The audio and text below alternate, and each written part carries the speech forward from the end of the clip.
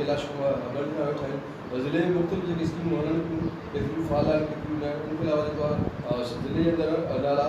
गंदे पाणी नाला उन निकाल जे हवाले सां ऐं जेको आहे ताज़ो वाटर सप्लाई जेकी स्कीम मंज़ूर थी आहे उन जो बि कमु हले पियो काफ़ी ॼणनि खे कराइण शयुनि खे परेशान कंदी ऐं इन लाइ वधीक जेको आहे साईं सां असां जेको आहे ॻाल्हि ॿुधंदासीं साईं ताज़ो जेको आहे वाटर सप्लाई स्कीम जेकी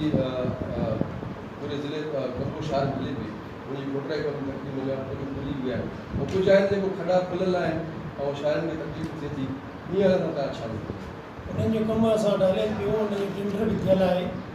पर किथे किथे म्यूनिसिपल वारा अची करे अटका विझनि था त हीउ कमु हीअं न कयो बंदि कयो हेॾां कयो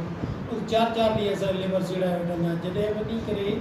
हायर अथॉरिटीज़ DC साहब वारनि खे इन्वॉल्व था कयूं तॾहिं वञी करे उहो करणु ॾींदा न त असांजी इहो रंड रिकॉर्ड ॿुधाईंदी रहंदी ॾींहं वरी इहे जेके बि आहिनि खॾा खुॿा सॼा असांजा बंदि थींदा ऐं वञी करे टावर ताईं ख़तमु थी वेंदा उनखे राति जेको शहर जेके केॾे पाणी नाला आहिनि उन पाणी कई ॼाणे निकाल थिए पियो तव्हांजो ड्रेनेज सिस्टम हलाए पियो आहे न हलाए पियो आहे ईअं हले असां वटि बेसिकली कंदकोट शहर में 3 डिस्पोज़ल आहिनि हिकिड़ो अमाड़ मौला हिकिड़ो गरीबाबाद टियों ईदगाह असां 3 फंक्शनल आहिनि ऐं जेकॾहिं पावर जी फ्लक्चुएशन या बंदि थी वेंदा आहे असां डीज़ल इंजन ऐं जनरेटर हिकदमि स्टार्ट थी वेंदा आहिनि बाक़ी असांजी कोई मसइलो कोन आहे इन्हनि शयुनि जो असां ॾे सभु माना ओके आहे शहर में गटर के खुलियल आहिनि में ॿार वग़ैरह इहे हवाले तव्हां छा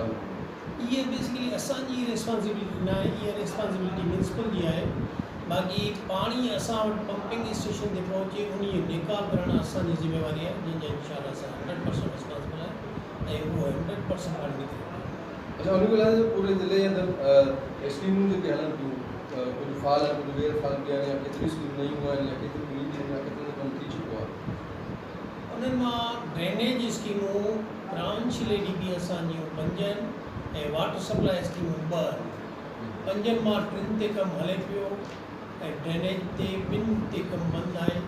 पोइ कॉन्ट्रेक्टर जी सुस्ती आहे उन्हनि खे असां अप्रोच कयूं पिया त कमु स्टार्ट कयो उहे आहिनि कनको ऐं कश्मीर ताके जूं बाक़ी ॿियूं स्कीमूं असां जेको वाटर सप्लाई